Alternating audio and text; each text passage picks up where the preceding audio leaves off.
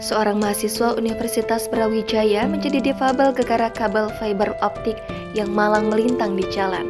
Liburan mahasiswa bernama Sultan Rifat Al-Fatih, 20 tahun, ke Jakarta pada Januari 2023 lalu jadi pengalaman tak terlupakan. Pria mahasiswa UB ini tak lagi bisa hidup normal usai lehernya terjerat kabel fiber optik. Disebutkan jika pihak perusahaan menghindar, laporan juga ditolak polisi. Melansir Kompas.com, saat kejadian Sultan diketahui tengah menghabiskan waktu libur semesternya ke Jakarta. Peristiwa tersebut terjadi di Jalan Pangeran Antasari pada 5 Januari 2023. Ayah Sultan, Fatih, mengungkapkan kronologi yang membuat anaknya kini difabel. Saat itu, Sultan pulang ke rumah orang tuanya di Bilangan Bintaro untuk menghabiskan waktu libur semester.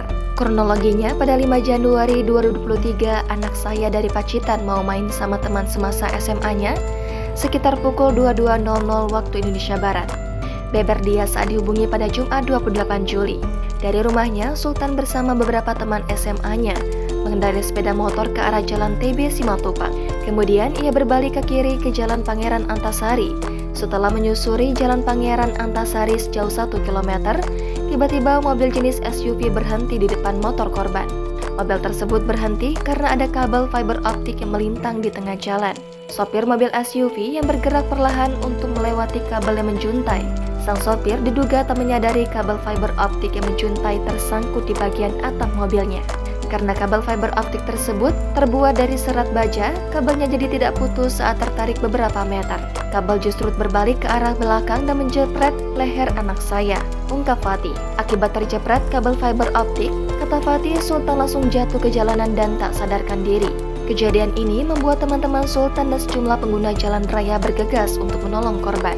Kemudian Sultan dilarikan ke Rumah Sakit Umum Pusat Fatmawati untuk mendapatkan pertolongan pertama. Dokter Rumah Sakit Fatmawati memvonis anak saya bahwa tenggorokannya atau tulang muda di tenggorokannya putus dan berantakan sampai lepas dari yang namanya luring-luringnya atau kayak cakunnya itu lepas, beber Fatih. Karena tulang muda di tenggorokannya putus dan berantakan, Sultan mengalami kesulitan untuk berkomunikasi. Bahkan dia tidak bisa lagi berbicara selama hampir 7 bulan ke belakang akibat peristiwa mengerikan yang dialaminya. Selain itu, Sultan lagi menggunakan hidung dan mulutnya untuk bernafas. Ia kini harus menggunakan alat bantu di tenggorokannya agar bisa bernafas. Penderitaan Sultan belum usai lantaran ia juga tidak bisa makan dan minum menggunakan mulut layaknya orang normal. Mau tak mau, Sultan harus memakai selang khusus untuk memperoleh asupan nutrisi sehari-hari. Akibat kurangnya asupan yang dibutuhkan, berat badan Sultan semakin hari semakin menyusut. Tubuhnya semakin kurus karena hanya susu dan air putih yang bisa masuk ke tubuhnya. Sang ayah Fatih tengah berupaya mencari keadilan atas apa yang menimpa anaknya. Ia berencana melaporkan kejadian tersebut ke Kepolisian Daerah Metro Jaya. Fatih menyebutkan jika perusahaan lari dari tanggung jawab. Oleh karena itu, Fatih berencana melaporkan perusahaan tersebut.